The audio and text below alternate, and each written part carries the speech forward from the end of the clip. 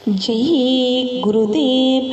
हम फंसे जीवों के कर्तव्य क्या है? जब तक सदगुरु साथ में ना हो तब तक चढ़ाई अंतर में नहीं हो सकती, और सदगुरु साथ में हो तभी चढ़ाई हो सकती है। क्योंकि कहते हैं कि दो पहाड़ियों की संधि से होकर रास्ता जाता है। यहाँ भृकुटी की ओर इशारा करके इस ओर से रास्ता जाता है। जिन ऋषि मुनियों ने संशोधन किया है इस विज्ञान का, वे कहते हैं कि वहाँ दो पर्वत की संधि होती है, उसमें से होकर जीव इस पार से उस पार मुक्ति पद में पहुँच जाता है। वहाँ आत्मा जब दो पर्वतों की चढ़ाई करती है तो उस संधि में से होकर आगे जाती है।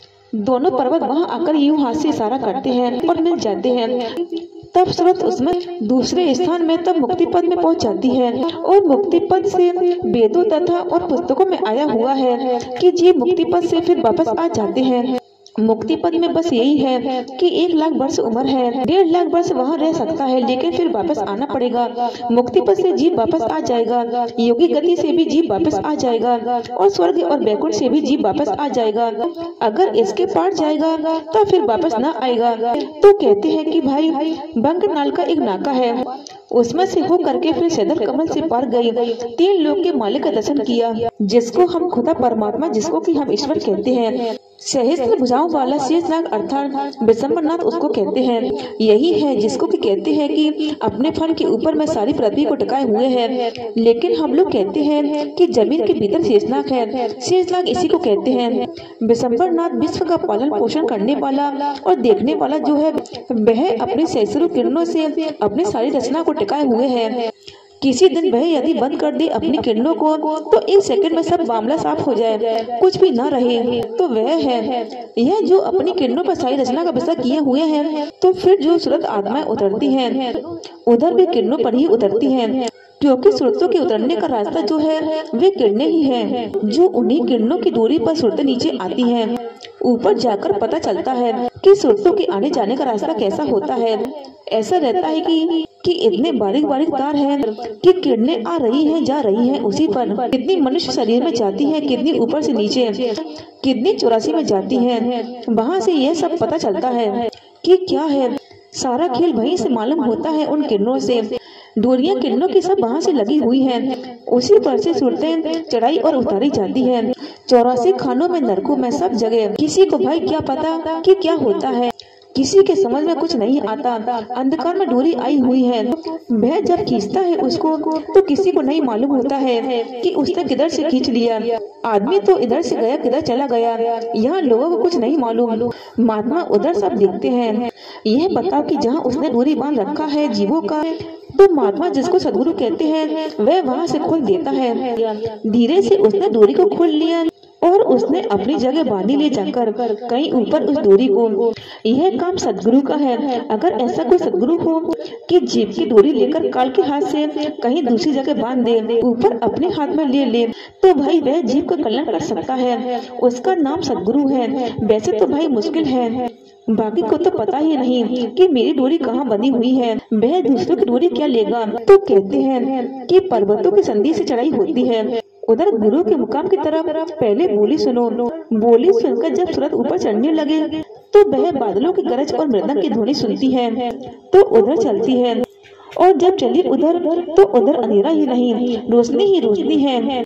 उधर अंधेरे का तो नाम निशान भी नहीं है, रोशनी ही रोशनी है। वहाँ सूरत देखती जाती है और चढ़ती जाती है। उस आवाज में इतनी कशिश है कि बड़ी तेज व्यंग रफ्तार के साथ चलती है उधर, और उस ध्वनि को पकड़ती है कि जब वहाँ दरवाजे पर पहुंची तो रास्ता खुला हुआ है साफ। कहते हैं भाई वह ऊंची नीची घाटी है, वह तो पहाड़ है, उसके लिए क्या है तो दिव्य पहाड़। मतलब ये है कि वहाँ गाड़ियों में जाकर अंधेरा नहीं है रोशन सब। लेकिन ये है कि सूरज के फंसने में वे सब पहाड़ हैं, ऊंची नीची घाटी है। कहते हैं ऊपर को पुतली उलट जाती है, पुतली कुदरती उलट जाती है उधर में जाकर। वहाँ से नीचे को जब देखती है तो सब दिखाई देता है उसको। ऊंची नीची घाटी में होकर जब वह ऊपर को उल्टी तो वह सीधा नजर आता है। मुंह तो उसका तभी सीधा होगा जब वह सूक्ष्म शरीर को छोड़े, कारण को छोड़े, लिंग को छोड़े। जब सूक्ष्म को छोड़कर कारण में चलती है तो उल्टी दृष्टि हो जाती है। अभी तो नीचे को है, नीचे की ओर होने की वजह से हमको स्थूल में होना पड़ा तथा 84 और नरकों में जाना पड़ा। लेकिन जब उसने सूक्ष्म खोल को उतार लिया और बिल्कुल ऊपर गई तो ऊपर को हो गई बिल्कुल सीधी है, सीधी पर इधर से कहने में उल्टी है। देखो ना ऊपर की रचना कैसी है। ये हम लोग हैं यहाँ नीचे जमीन के ऊपर है, ऊपर आकाश और वहाँ ऊपर जमीन है। नीचे आकाश है, उल्टा खेल है वहाँ, नीचे आकाश और ऊपर जमीन। यहाँ नीचे जमीन है, ऊपर आकाश। ये है वहाँ, कारीगरी देखिए ना उसकी। और वहाँ की जमीन की क्या तारीफ है, मकबल वहाँ कुछ नहीं है। वहाँ की जमीन ऐसी है कि अगर कोई आदमी बैठ जाए तो कम से कम 10, 20, 25 मील को बैठते ही नीचे चला जाता है। इतना कोमल, इतना मुलायम है वह। तो वहाँ की जमीन ऐसी है। अरे भाई तुमने ऐसी जमीनों को छोड़ दिया, ऐसी जमीन में हे भाई सुनते तुम बसने वाली थी, अब तुम उन जमीनों को छोड़कर इस जमीन पर आई जहाँ कुछ नहीं है। यहाँ गड्ढे खाइयाँ हैं, उनमें गिरना फिर तराई तराई करना। तुम्हारी तो जमीन ऐसी थी मखमल से भी मुलायम बैठने की। अरे उन मखमलों की क्या महिमा की जाए, उनकी महिमा करते बनता भी नहीं है, क्योंकि ऐसे मखमल यहाँ है भी नहीं। ऐसी जगह की तुम रहने वाली थी और अब ऐसे गली जगह पर तुम आकर पड़ी हुई हैं। तो जमीन ऊपर है, नीचे आकाश, तो रहने की जगह ऊपर है ना। ऊपर दृष्टि उल्टी हो गई। वह ब्रह्मा स्थान है, वह घर है। कहते हैं कि वहाँ यह इस काबिल हो जाती है कि पूरा भक्ति भाव का साज इसको प्राप्त हो जाता है।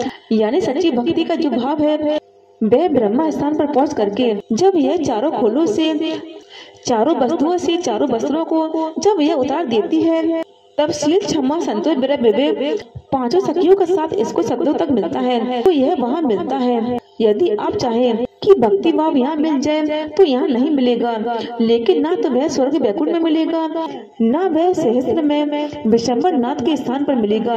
वह तो सूरत जब गुरु मंडल पर पहुँचेगी तो वहीं पर भक्ति भाव का साथ मिलेगा। कहते हैं भाई कि कर्म बीज जो था ना, इसका कृष्ण भगवान ने अर्जुन को यही शिक्षा दी थी कि अर्जुन अगर तू गुणातीत होना चाहता है तो इस मंडल से ऊपर आ, तब तू मेरे वास्तविक ध्यान को प्राप्त करेगा। जब तक तू टेप के अंदर रहेगा तब तक तू वेदों के अंदर रहेगा, तब तक तू कर्म के अंदर रत है, तब तक तू याद रख मेरे स्थान को प्राप्त नहीं कर सकता।